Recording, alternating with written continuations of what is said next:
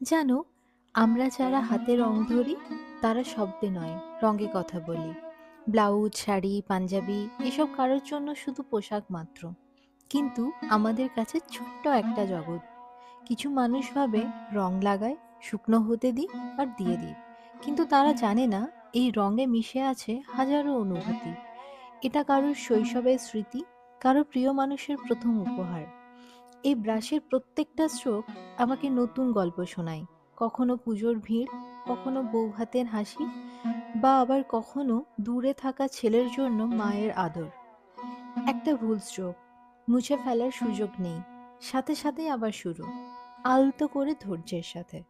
শেষ পর্যন্ত যখন পাঞ্জাবিটা হাতে নিই, মনে হয় শুধু ডিজাইন নয়, কারো অনুভূতি আঁকলাম। এই পাঞ্জাবি শুধু পোশাক না, এটা সময়ের বিনিময়ের কবিতা, ধৈর্যের লেখা গল্প।